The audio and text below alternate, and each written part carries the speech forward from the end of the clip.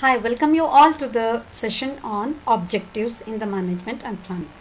In the last session, we were discussing about the steps in planning, and we understood that planning has to be tangible and planning has to be very flexible, and the steps in the planning involves considering the different alternate plans of action and different plans, and we need to select the best one out of it. We need to establish the planning premises, and we need to consider and evaluate all the plans with respect to the company objectives, and finally we need to measure and control and keep a control on the process for the effectiveness of it. So when we think about the objectives, we must understand what are objectives. Objectives are nothing but the goals or targets which we wish to achieve. For a company, the sales target may be one of the objective, expansion plans may be one of the objective, establishing the quality standard may be the objective, and for an institution, establishing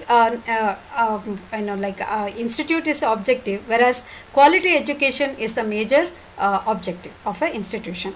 Like this, every company will have an objective and every department will have an objective. So in brief we can say that objectives are nothing but the goals, the targets. This term objectives says equates the meaning as the goals or aims or purposes or missions, and in the place of objective, all these words could be used with respect to any kind of vision that we have.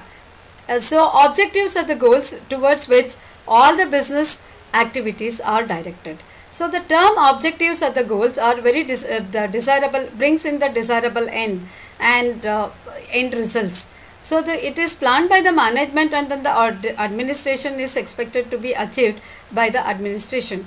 Only after specifying the objectives or the goals, the managers can decide upon the type of the organization, the kind or nature of the personnel with the management, the type of technology that is used, and then the supervision that is in place, and then the controlling, etc. should be considered for the objective.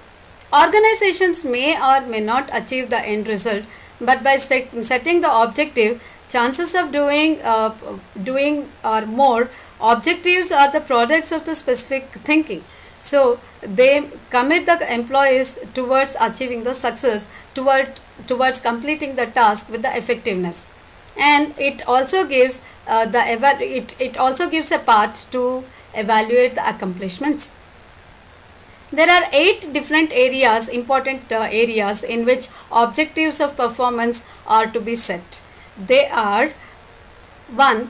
The market standing, 2. The innovation, 3. The productivity, 4. The physical and financial resources, 5. The profitability, manager performance and development is the 6th one, 7th one is the worker performance, and 8th one is the attitude, and then the public responsibility. These are the 8 important areas in which objectives of performance are to be set. So once we set these objectives, we need to see whether the objectives are tangible or intangible. So they may be tangible or they may be intangible, and they have a priority, and it has to be generally arranged in the hierarchy. So what are the requirements of a good objective? Objectives must be clear and acceptable to everybody, and the objectives must support one another. The objectives must be very precise. The objectives must be measurable. The objectives must be realistic and valid ones. Why do we need to say that the objectives must be clear and acceptable? Normally, when the communication happens between the different levels of management, if the objectives are not understood properly by the lower level management, then it would become a difficult task, and then it may not be possible for the company to achieve the targets. So it should be very clear, and it should be acceptable by the lower level management with respect to the time and then the technology that is provided. The objectives must support one another. If it has got an objective that are in the hierarchy, the bottommost hierarchy must be able to support the next level of hierarchy, that is next level of objective, so that it will be easy for the continuity, and then with this easiness, then people would be able to, the workers will be able to achieve all the objectives at the top level. So the objectives must be precise, and it must give a clear-cut definition that what needs to be done and how that could be. So the objectives must be measurable, and we must be able to measure the objectives in order to evaluate the effectiveness and then the level of achievement. The objectives must be realistic, and then it should be valid ones, and it should not be unrealistic with respect to the time and then the money that is involved in it. And we should be able to validate the objectives with respect to the type of the course of the business that the company is involved in. What are the characteristics of the objectives? We know that the characteristics provides a purpose, it itself is a purpose or it is an aim.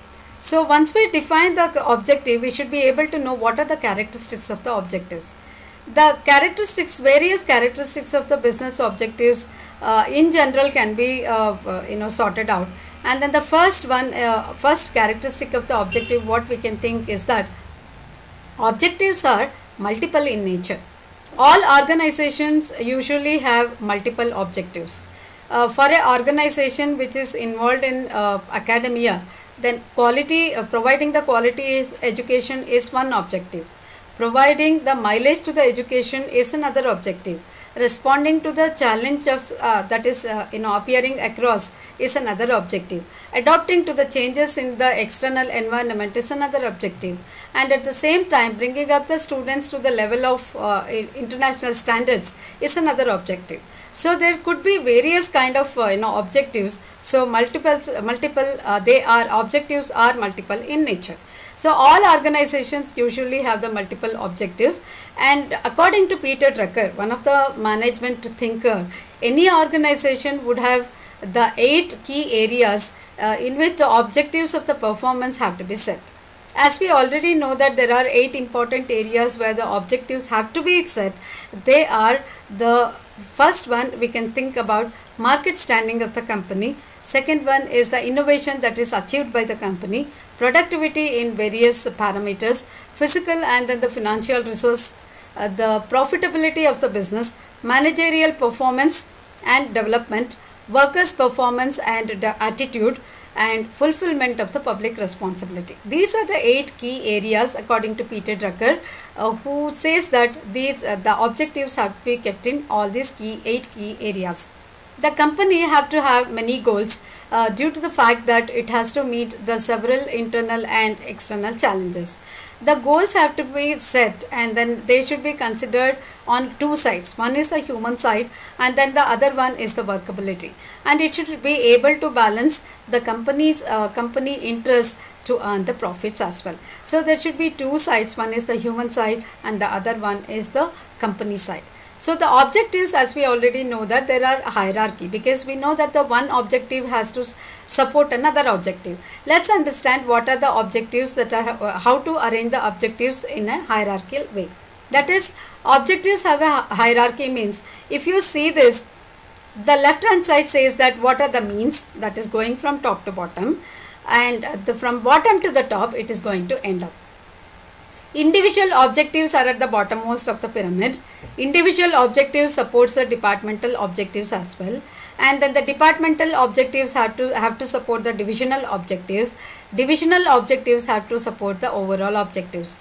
So overall objectives is supported by individual, departmental as well as divisional objectives.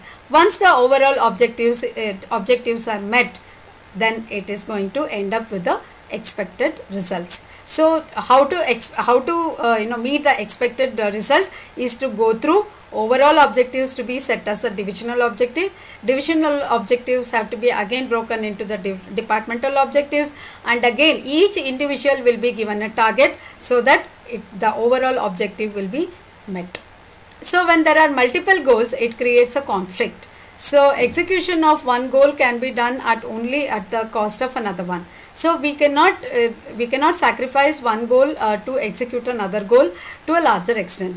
Under such situations, priorities have to be set to see and to weigh which one goal have to be taken as a priority, and objectives have to be set in order to see the hierarchy to see which goal have to be given the maximum prominence, and then hierarchy have to be followed. The objectives set by the top level of the organization, as I already discussed, it should be broken into the different levels. Maybe it is divisional level, it is departmental level, So we discussed about the different objectives and how to achieve it, and how to prioritize the objectives, and to create the levels where the organizational objectives are further broken into divisional and then to departmental, and then it becomes the individual's objectives. The ultimate aim is to move ahead and then to meet the success through the objective that is taken. So the third step is objective forms a network, because objectives set by the various departments are interdependent one. Each department has to support the other department. For example, the designing department has to support the operation department, and then the production department.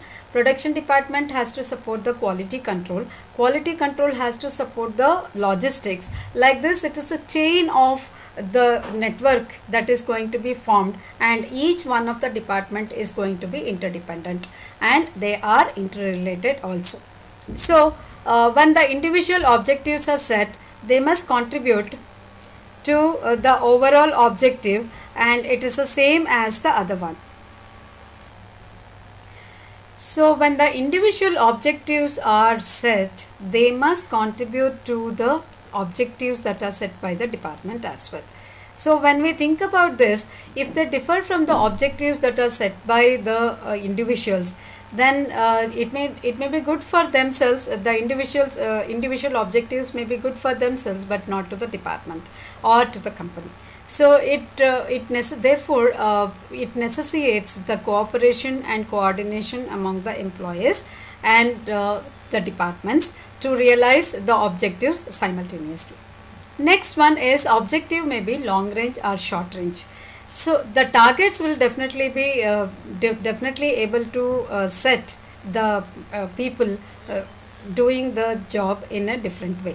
So the objectives may be long range or short range. Different levels of management will definitely set the long range plan or the short range plan. Accordingly, objectives may be long range or short range.